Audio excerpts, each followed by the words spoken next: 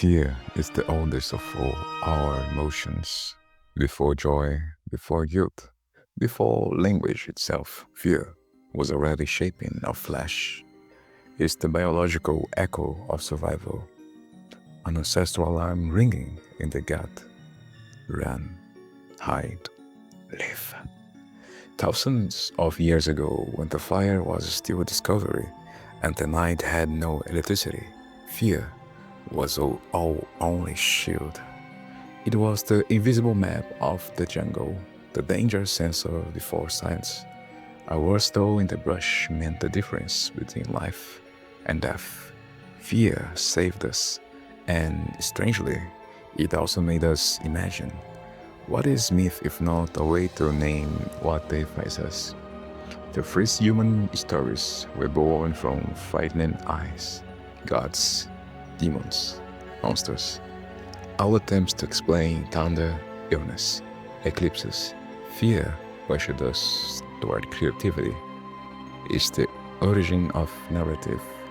And when civilizations rose, fear didn't disappear.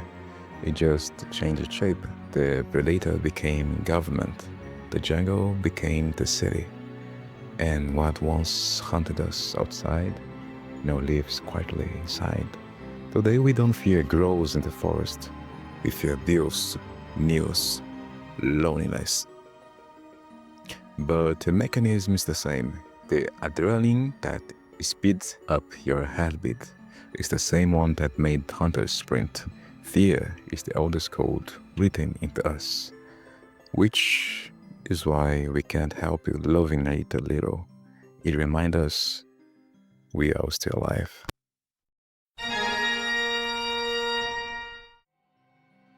There is something contradictory in your nature. We seek the very thing that unsettles us. We enter haunted houses, click disturbing videos, pay tickets to watch films that make us cover our eyes. Why would anyone willingly choose fear? The answer might be in the border between risk and safety. Terror is humanity's emotional lab. It's where we test our limits without anything actually happening. A scare with a seatbelt, a cliff with a safety net.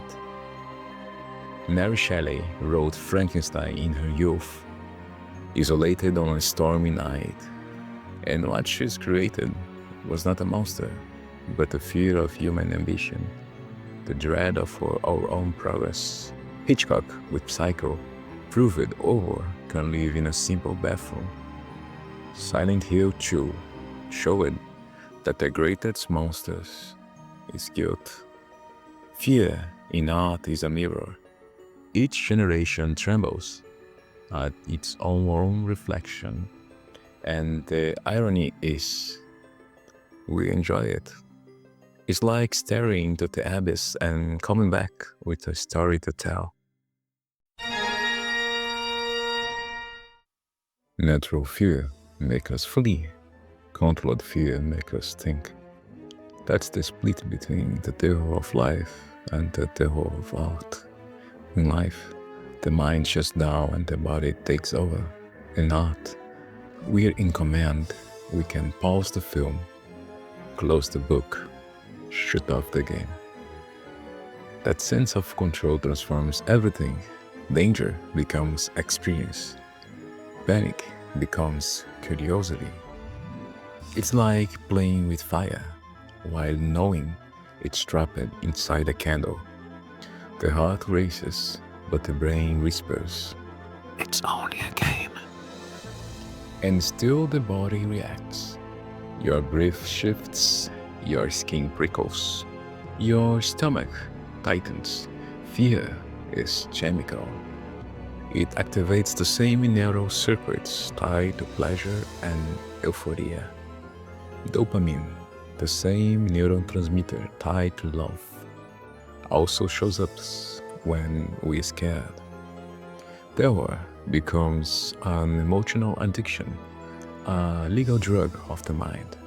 We return to it not to suffer, but to feel something raw, unfiltered, alive. Controlled fear is the reminder that we still have a body, a soul, and both can be tested.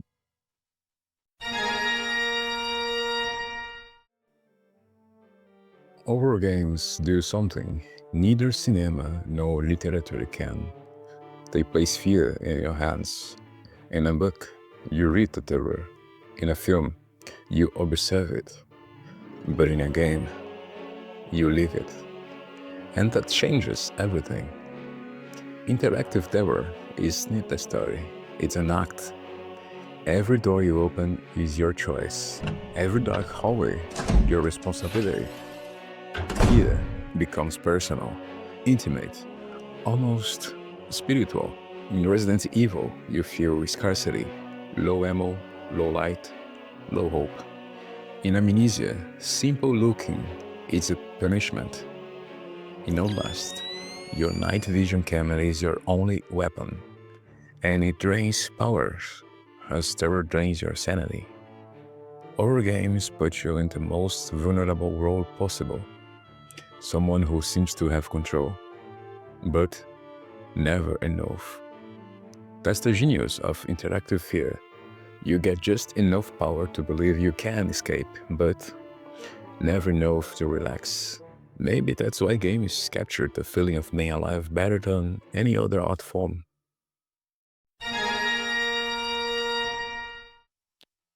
There's a chance between fright and fear.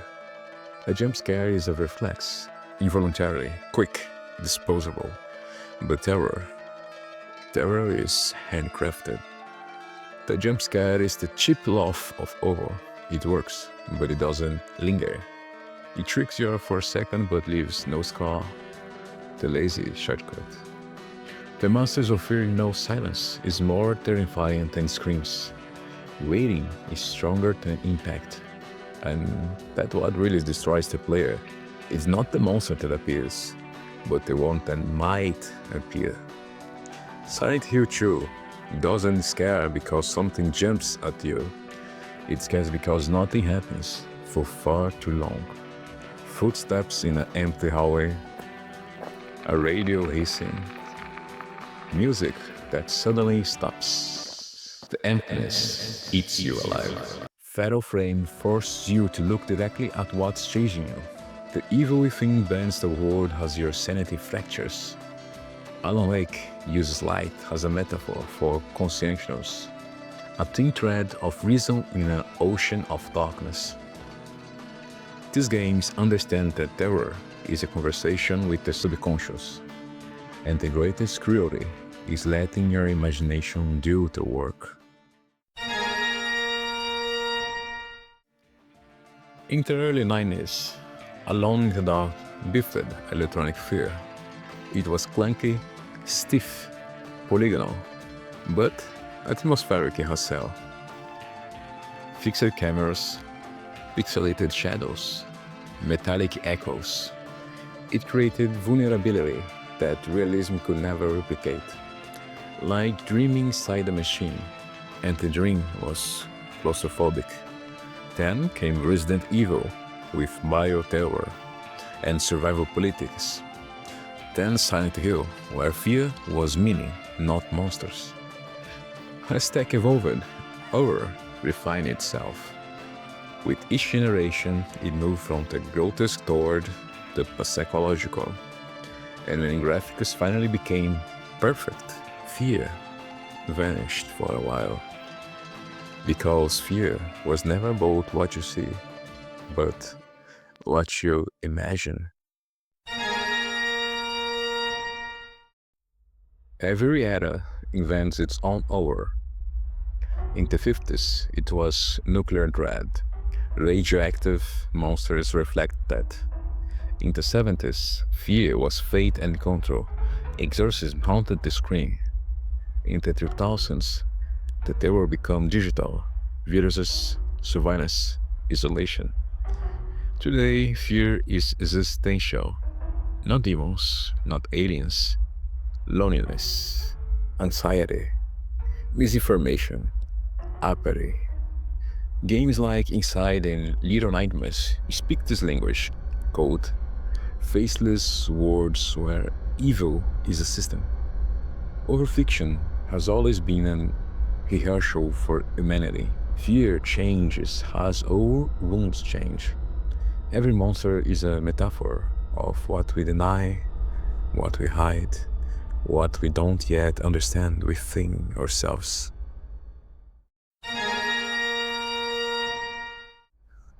Sound is terror's invisible soul. You can turn off the visuals, but if the sound keeps playing, your body still reacts. Sound is the bridge between instinct and thought. Akira Yamaoka did not compose for Silent Hill. He summoned memories that never existed. Metallic screams, radio static, broken guitars, intertwined with melancholic melodies like themes of Laura or Promise. It's sadness trying to be beautiful. In Alan Wake, poets of the fall turn songs into confessions. The Poet and the Muse, War, and How Can I Be Sure? They echo the character's mind and somehow ours. Even Fatal Frame and the Evil Within Muse sound like a ritual. Music that bends time, trapping you between the human and the supernatural. Each note whispering, there's no escape, only understanding.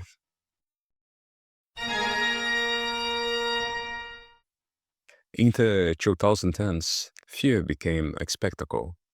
YouTubers, PewDiePie, Markiplier, Jake Skepti, Corey Kenshin turned horror into a communal ritual. Watching someone play Outlast slaying the Five Nights at Freddy's became cultural practice.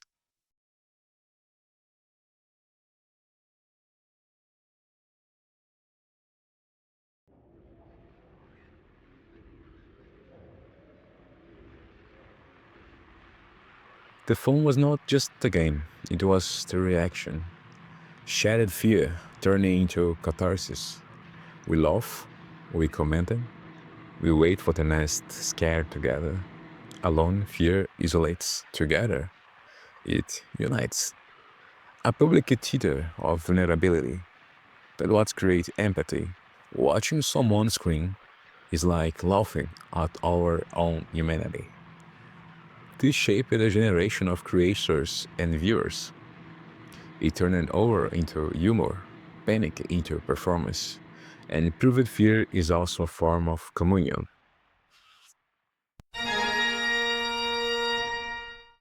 In the end, fear is just another human language, a way to translate the unspeakable, chaos, loss, mortality. The art of war tries to give shape to the void. When we get scared, something inside reorganizes. Death becomes symbolic instead of absolute, and that gives us power. Every gasp, every held breath in the dark, fear turns into beauty. Because fear isn't the opposite of courage, it's the path towards it. It reminds us we still feel, still react, still fight the invisible. And maybe that's why we keep returning to these words. To remember that darkness exists and, paradoxically, it makes the light brighter. Fear, when understood, becomes poetry. And when shattered, it becomes healing. Because in the end, fear is also a form of love.